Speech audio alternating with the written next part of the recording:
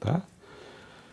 Está muito na moda hoje em dia uma doença chamada síndrome do pânico, que é uma doença psiquiátrica que nós usamos remédios para que baixe a ansiedade da pessoa, mas eu estou sempre enfatizando a importância de sabermos, percebermos por que a pessoa teve aquela síndrome do pânico, como é que começou, como é que foi o primeiro episódio. Eu vou contar para vocês aqui uma situação de uma moça muito inteligente, de formação universitária, que saiu da sua cidade e foi viver numa outra cidade, onde passou num concurso para essa universidade. E uma moça muito competente, assim.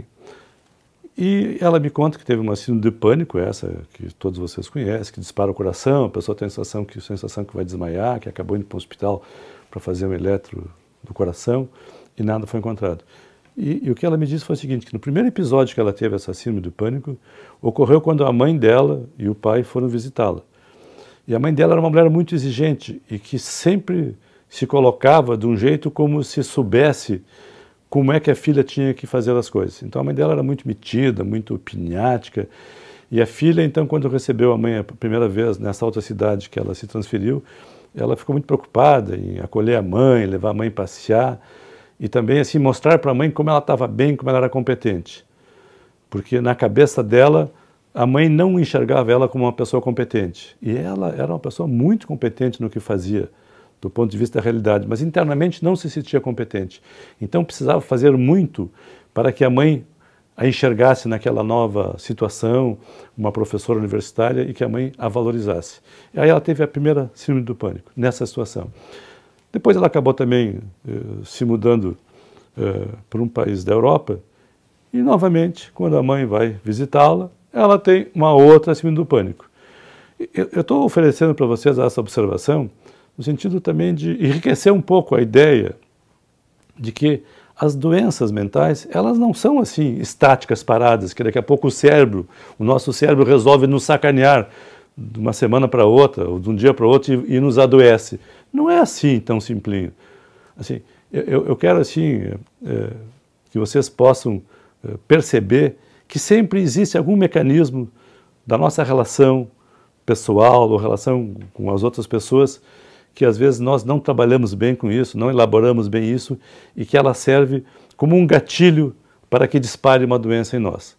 Eu não estou dizendo, obviamente, que isso valha para tudo. Tem algumas doenças mentais que têm muito que ver com genética, com coisa familiar, com coisa que se transmite geneticamente. Mas a maioria das doenças tem que ver com o jeito que nós vamos conduzindo a nossa vida e o quanto nos atrapalhamos, o quanto ficamos ansiosos.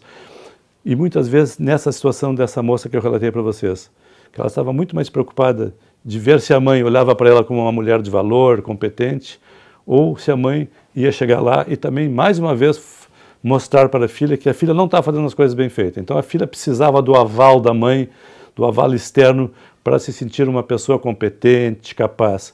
Quando nós precisamos do aval dos outros, nós estamos muito mal na foto, muito mal na foto. Eu lembro que uma vez uma filha minha me disse para mim, quando eu era bem jovenzinha, que eu era um mau pai, ela brigou comigo. E eu perguntei para ela, pá, eu disse para ela, mas isso é uma informação importante que tu está me dando, assim. Eu gostaria que tu falasse sobre isso, assim, porque eu quero aprender contigo. Se eu sou um mau pai e tu está observando isso, nada melhor do que tu me dizeres isso. E aí foi muito boa a nossa conversa, porque ela pôde dizer coisas que ela pensava.